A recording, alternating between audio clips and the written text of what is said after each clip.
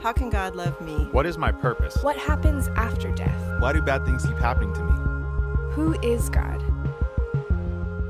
Hi, everyone, and welcome to this week's edition of Ask GHCC. With Father's Day just behind us, I thought it would be good to address one of the questions that came in recently, which was this: what advice would you give to a new father?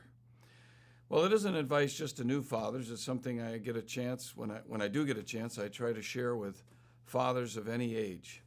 First of all, we realize that as dads, we don't feel very equipped to do what we do. The responsibility and the opportunity is pretty overwhelming. And it isn't always coming down to having the right answers, but sometimes in asking the right questions. One of the things I encourage dads to do, especially when they're just starting out, is ask a series of simple questions. What kind of character, what kind of values, what kind of love for God, what kind of life do I want to see produced in my children? The next question is, after you've answered that one, is what kind of a home helps to create that kind of a life? And then the third question points right to us.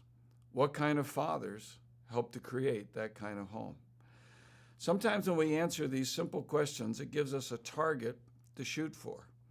And then we discover that God helps us to fill in the essentials that all of us need to do this, because God is the ultimate father, and ultimately we're patterning our lives and our responses as dads after him.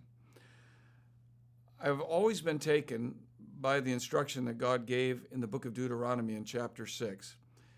When he called one generation, the parental generation, to love God with all their heart and to obey his commands, and then to impress those things upon their children. That idea of impressing them is not forcing them. It's the idea of we give them a model by the way we live, and then we have the words that explain the life they're seeing. And as we do that in our love for God and our desire to keep his commands, we're giving our kids a model they can follow.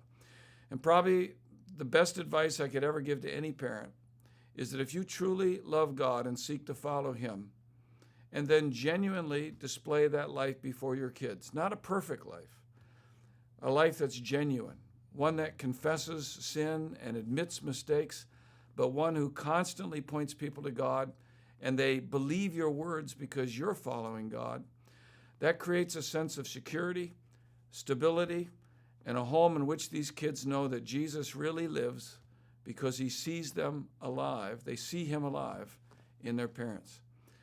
And if parents would do more of these things, just produce a consistency that flows out of a genuine love for God, answering some of those essential questions, then God can use you to help make a difference in being the kind of a father that can lead your kids.